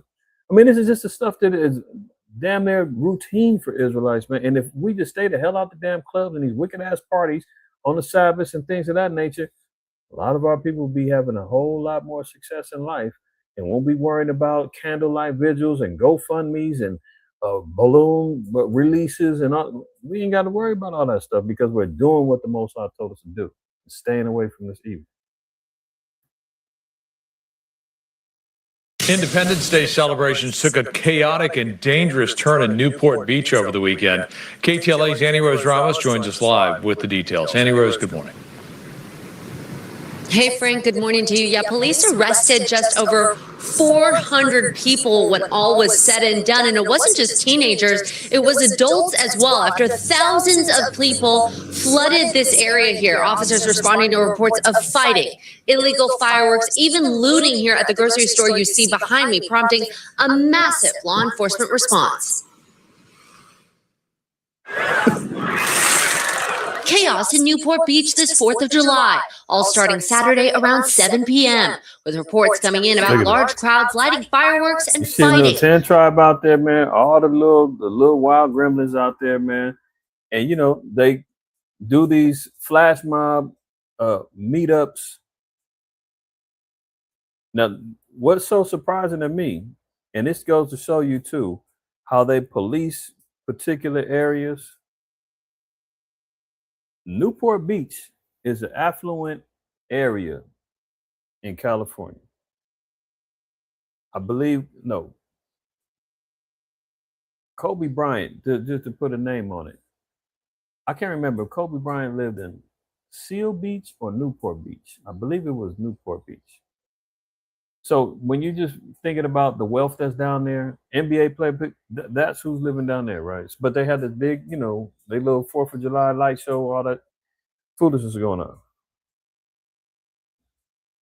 So an invasion of youth goes down there and targets this particular area. They go down there smashing and grabbing, looting, fighting, getting drunk, all kind of madness going on, right? And I can't remember the last time when there was a chaotic scene like this where hundreds of people got arrested. When it's in our neighborhoods, when it's in our areas, and this stuff was going on, they never arrest hundreds of people and catch people in the act and all that. They always wait for the video. They go hunt them down later. They go and endanger them white folks' real estate, property, livelihood, safety. I mean, all hell breaks loose, man. SWAT team, everybody, dogs, they chasing cats down on horses. They make sure that white folks are safe. They gonna definitely be down there and get 400 plus arrests, man, just based upon this folly. Right. But it just goes to show you, man, the uproars of the people, man, the youth just out here terrorizing. The scriptures say about monsters, women bringing forth, menstruous women bringing forth monsters, and children being their oppressors. Now, they said everybody wasn't teenagers, but the majority of people were teens. A lot of people wasn't even, they said half of the people that they arrested wasn't even from out here. These are people from different states and different areas of the state. It wasn't even from LA or what have you, LA County. So they doing these, they had a whole organized riot that they was going to take place on there. So, but guess what, man? If our people was following the law, whatever number of Israelites was there on that 4th, they wouldn't have got arrested. They wouldn't have been worried about, their parents wouldn't have to be worrying about bailing them out and doing all, if they was following after the laws and the commandments. By about an hour. All praise to the Most High for this, right? Thunderstorms forced temporary evacuation from the White House. They just evacuated everyone off of the National Mall. You can see it certainly looks like America's Block Party here, and they are directing folks to seek shelter indoors. There are a list of federal buildings, including the Commerce Building, as well as museums, the African American Museum of History and Culture, the American History Museum, where folks can seek shelter from the storm. The understanding is that the show will continue on once weather permits. It's not currently raining. See, that last week, that's why I was like, man, I'll pray to the Most High. When they were dealing with the heat wave, and it was talking about that whole little fair that, the American Fair that went down, and they said the power outage went down, the ice cream cones was melting, everything was just a complete mess. A sugar honey iced tea show, as they say. Put the acronym together, SHIT, for the slow folks. Ish show, as they say, was all that was, right? And then the Most High followed it up on the day of. They had this do a big old thing at the mall, the White House Mall, with the museums and everybody hanging out on the streets, man. Most High hit them with thunderstorms, and they said, "Man, we got to evacuate. Get out of here. Everybody shelter in place." Isaiah 19:1, the burden of Egypt. This is modern day Egypt. Behold, Yahweh rideth upon a swift cloud and shall come into Egypt, and the idols of Egypt shall be moved at his presence, and the heart of Egypt shall melt in the midst of it. Get out the way. Everybody shelter in place. Evacuate. That's how the Most High moves, man. That's just a preview of the Most High saying, I'm getting ready to shut all this foolishness down. The pride of America, the pride of, modern day, the daughter of Babylon and spiritual Sodom, and that's going to come to a cease. And the Most High is giving small examples of showing how he's going to shut this thing down. DC's National Mall shut down, temporarily evacuated, tell everybody severe weather, get out the house. Get out the way. Because the Most High said, I'm not feeling it. I'm not with any of this foolishness. And Esau's pride is going to be melted away.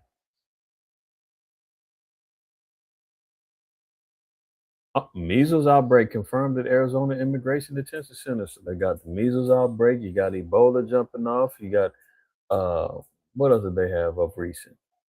Dengue fever they've been talking about. This is second Ezra 15. Most I said that Egypt is going to be plagued or going to get hit with plagues as before. But here they are in a detention center where I'm sure they got no problem allowing, the detainees in there to super spread the measles so they can try to cut them off too. Federal officials have confirmed 7 active cases of measles at an Arizona immigration detention center, prompting quarantines and restrictions on visitation. Of course, they're going to restrict some visits. Spreading the measles going on in there. They're talking about the conditions are so bad. They even giving them rotten food, man, all kind of stuff going on in there. But no worry. I mean, no surprise. I said once that budget got approved, ICE is going to be on a rampage again. I'm sure that if y'all didn't hear about the brother that got killed by ICE last week, supposed migrant, this guy's been here for 35 years, was not the intended target of the raid, put him to death. Told man, ICE back on the rampage again. Migrants who saw a man killed by ICE in Houston say he did not ram the officers. Of course, they lied and said, "Oh, he rammed the police officers. They acted in self-defense." That's always their excuse. He tried to get us, so we got him first. Then when video comes out, well, it looked that way, and it, you know how the thing plays out. Back up to their old tricks again. 3 men who were arrested during the immigration operation that resulted in the fatal shooting of Lorenzo Salgado Arroyo said a federal officer fired at them almost immediately after exiting his vehicle, and that at no point did the driver veer in his direction. Of course, they have not released no body cam footage. We haven't seen nothing go on. We just hear about how ICE were almost ran over by an illegal migrant, and they had to take swift action.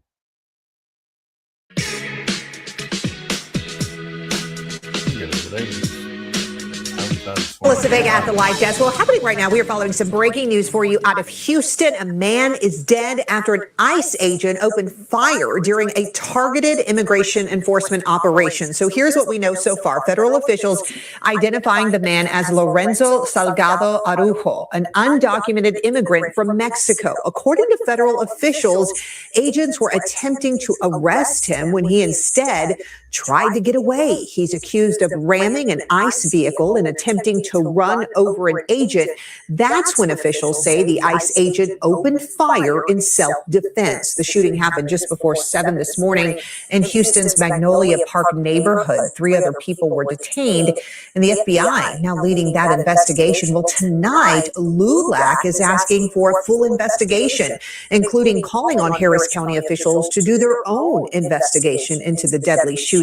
LULAC also calling on ICE to release the full body camera video. They say to make sure all of the facts and the truth is known. That is the latest from the Live Desk. Right.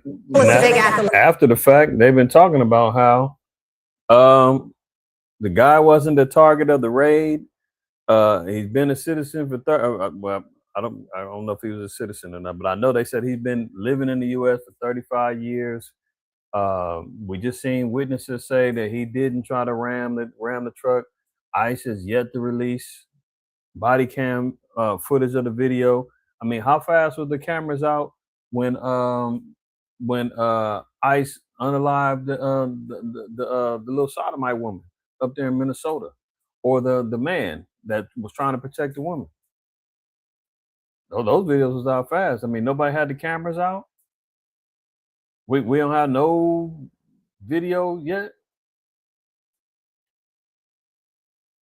Look here. ICE arrests 10,000 people across the U.S. in a 5-day span. 10,000. That's 2,000 arrests per day. Did your brother not say that budget got approved? ICE is back on the rampage. First thing they told New York, get ready. We about to go mob down on there and get back lit again over there. America's 250-year birthday. Oh, what better way than to start colonizing and reestablishing themselves? Remember the little patriot group running around talking about reclaim America? dog whistling, saying, hey, it's time to ramp it back up. Here it goes.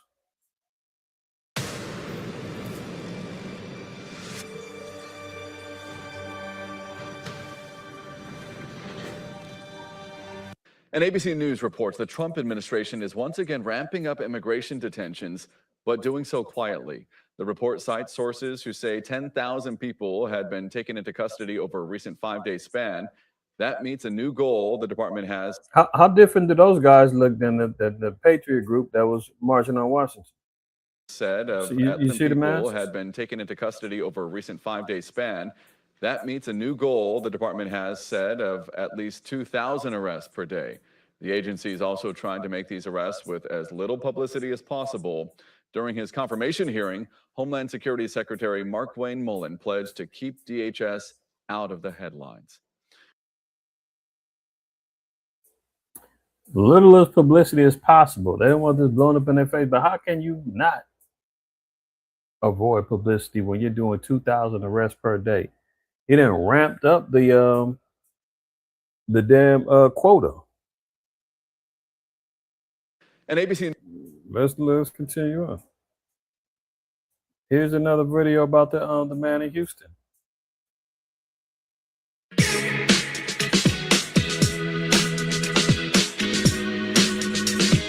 Overnight, the Department of Homeland Security admitting the man shot and killed by ICE in Houston Tuesday was not the intended target of their investigation. In a statement, a DHS official now saying 52-year-old Lorenzo Salgado Araujo, a husband and father of 3, was stopped by ICE because he resembled the target of an investigation, causing officers. Did you hear that? Resembled. Oh. How many times we heard about, mistaken identity? Now the man is put to death.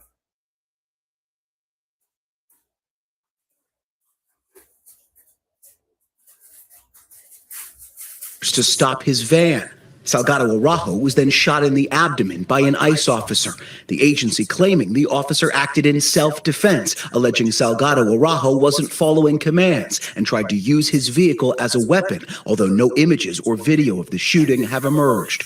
The Washington Post now reporting migrants who were in the car with Salgado Araujo, through statements given to their lawyer, dispute key parts of ICE's narrative. One writing, it is impossible for them to say that they were going to get run over. There were no officers in front of or behind the vehicle. They were on the sides. The shooting sending shockwaves through Houston.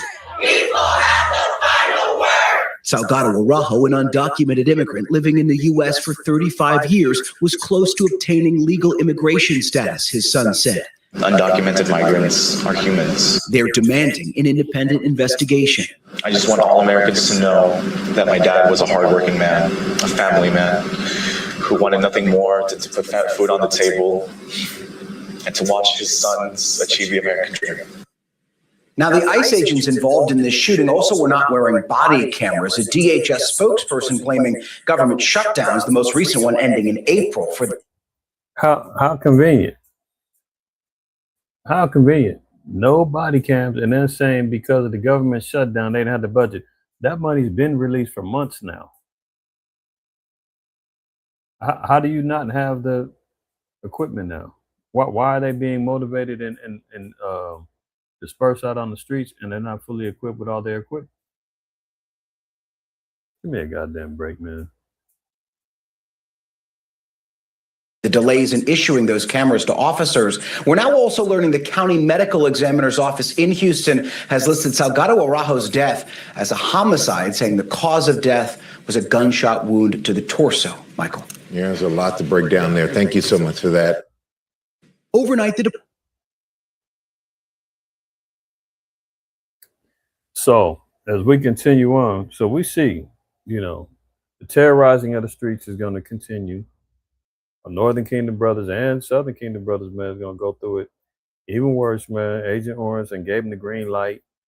They out here unalive and cast, man, off of mistaken identity and no body cams on. Nobody got no cameras out. I'm sure they ain't had no body cams on that. Anybody out there that had phones that might have witnessed or saw it, guarantee they got them phones. intimidated, snatched the phones up on anybody else watching. There's no footage now. First they say, oh, he got shot in the abdomen. Now they just said, no, it's a homicide. He got shot in the chest. Unbelievable. So anyway, now we see here, remember back in Kenya, they had the escape Ebola patients that were supposed to be quarantined because they're hungry. They ran up out of there. Now we're seeing Ebola health workers are on strike in the hard-to-hit Congo towns as the outbreak intensifies. So it's almost like a damn deliberate attempt to allow this Ebola to spread, and particularly over there in Africa. And we already hear about cases breaking out in Europe. I mean, Esau's hard at work, man, trying to really destabilize and shut down many operations throughout the world. And the plague is in his back pocket. He's slowly but surely bubbling it up, working it, cooking it up. Ebola responders in Eastern Democratic Republic of Congo, hardest hit areas, have been striking this week over unpaid benefits and deteriorating working conditions, complicating efforts to contain the virus that's infected more than 1,700 people and killed at least 580. So here you got Ebola healthcare workers who haven't been getting paid, conditions are deteriorating, the damn patients in these quarantine and hospital facilities are saying they ain't getting no food. They got to escape out of there so they can try to find something to eat.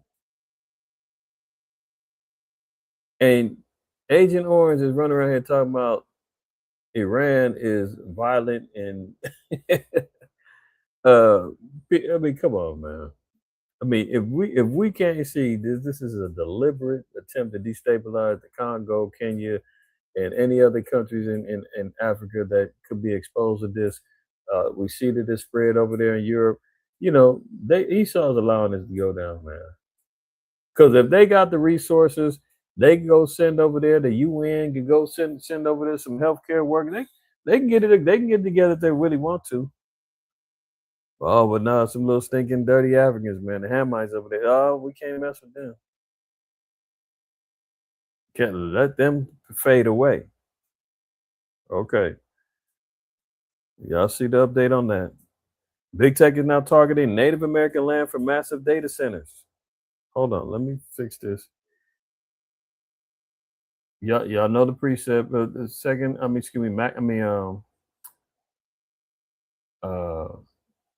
Micah 2. As if it's not enough that they've already colonized and stolen these lands, forced the indigenous tribes onto reservations. Now Big Tech is saying we're not. We want more land. We need data centers so that we can get this digital tech system lined up, the digital displays lined up all across the country, i.e., the world. Now they want Native American lands. The data center boom has roiled communities across the country, but on Native land, a Big Tech push for quick approvals has pitied the need for development against a history of exploitation. Goodness.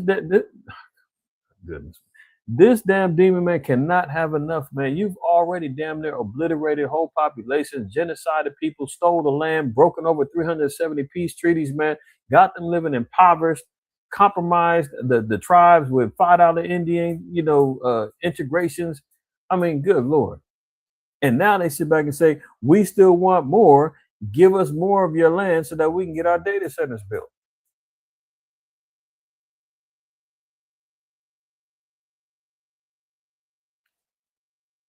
Look at this. Since its casino closed in 2017, the Caddo Nation, an hour west of Oklahoma City, has struggled.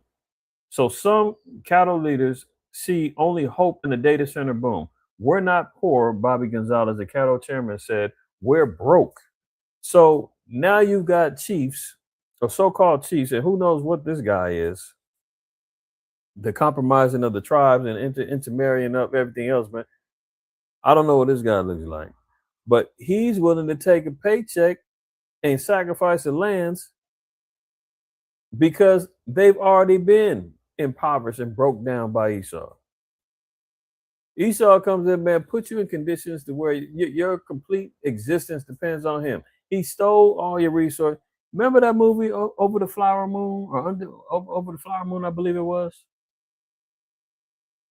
with the tribes in Oklahoma and the indigenous tribes there had access to the oil and wealth, man, and the Edomites intermarried into there and then killed the family so that they could be the sole owners, as saying, you know, they're now inherited into the tribes and so that they can get the land. Wicked, man.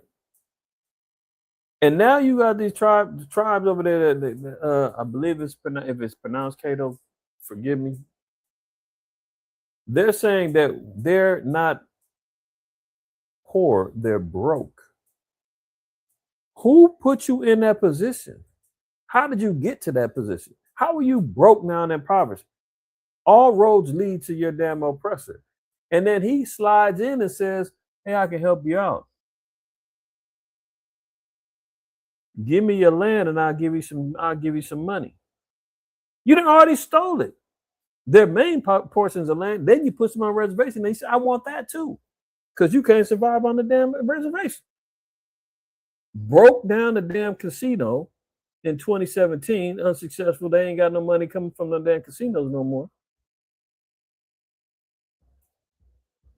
Good Lord. Okay. But in Binger, Oklahoma, home of baseball legend and Choctaw Johnny Bench. If you've seen Johnny Bench, let's look at Johnny Bench real quick. Let's see if Johnny Bench resembles anything that would look like a Choctaw. Baseball legend Johnny Bench. Oh yeah, he looks native. Yeah, he looks a bro, right? Blue eye. Yeah. There you go. He looks like a native man. He looks indigenous, doesn't he? Strong Choctaw.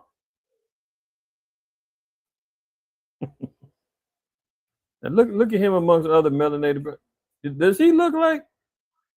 Does Bench sound like? Look at him. Does he look like? Okay. Does Bench sound like a damn Choctaw name? Home of baseball legend and Choctaw Johnny Bench, Mr. Gonzalez bumped into Tracy Newcomet, a former tribal council member who felt differently about a future tied to big tech.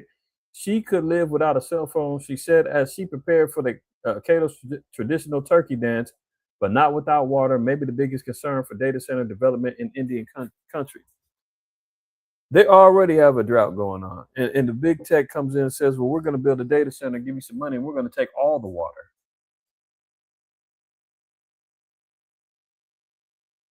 Let me see if we can find Bobby Gonzalez. I'm interested in what he looks like. Bobby Gonzalez. Let's see what Bobby looks like.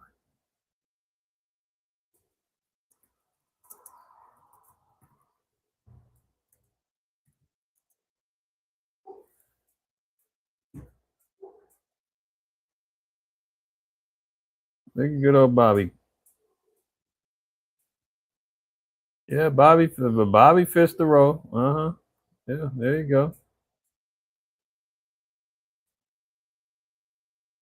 I mean, if you can't see that they've been hijacked. Look at this.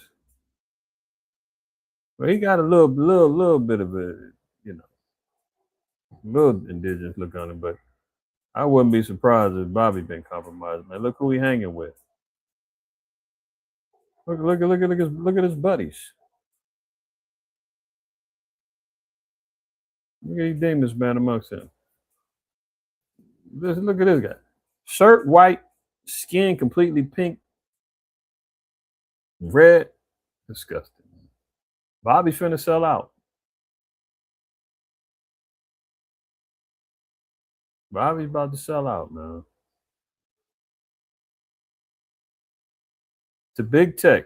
So they want more land, more land grabs, man. Look at this. The dizzying expansion of data centers, the power of artificial intelligence has communities in Republican and Democratic states feeling blindsided as citizens and local governments are forced to grapple with noise, water, and energy concerns. That division may be even more palpable on native lands, where outside exploitation has a long and ugly history and where technology companies see a chance for rapid development that gets past the red tape impeding projects elsewhere. Get past the red tape. So they ain't got to deal with, particular government bylaws and restrictions and regulations and all the other stuff, because some of these, reservations on federal lands, and they have their own federal laws where tech companies ain't got to go through the red tape of U.S. government restrictions. They got to go and grease the pockets of some of these sellout leaders, man. And there you go. Unbelievable. At Living Spaces, we believe in offering you quality furniture at outstanding values. Our latest collections include dining sets for as low as... I think is one of the major concerns. Heavy rains was flooding Brooklyn, New York last week. You got floods happening, rains. We were just in the heat wave. Now all of a sudden, floods happen. Today, we also have seen a bunch of trees knocked down all across the area. Yeah, they're pulling down those power lines along with them. Eyewitness News reporter Phil Tate is live in Crown Heights, Brooklyn, where a tree toppled onto a car overnight. Phil, what a mess. Yeah, Charlene Perry, what a mess. And they just had the same thing, the strong winds over there in the Midwest 3 weeks ago.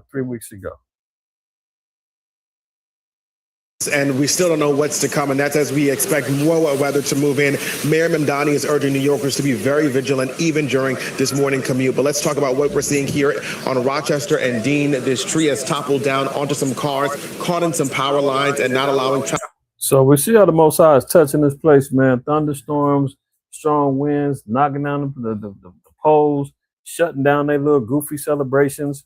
Massive flooding was happening in Brooklyn, New York last weekend. Most High's not with this foolishness going on here. And I guess West Virginia got a little jealous of all of the damn warehouse fires and things going on in California. Oh, ironically, here goes a warehouse fire in West Virginia. How do they keep playing these damn ads with?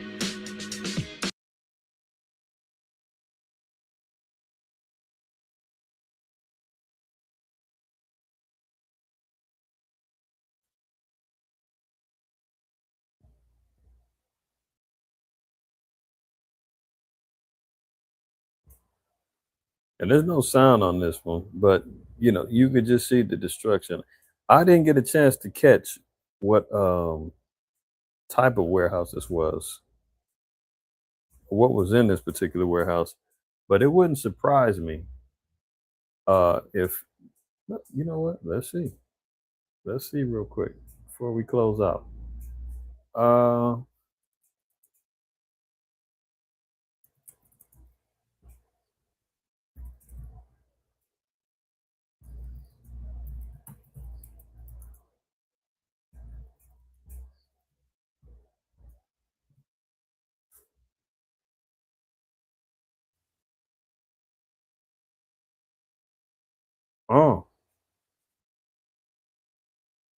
West Virginia, the warehouse that burned in Parkersburg had a history of hazardous waste fires. So whatever was in it was a hazardous waste. Environmental hazardous, all of a sudden it gets blown up. 12 buckets of hazardous waste, all of which were observed with only an indication of the hazard contained with bird droppings and dirt accumulation.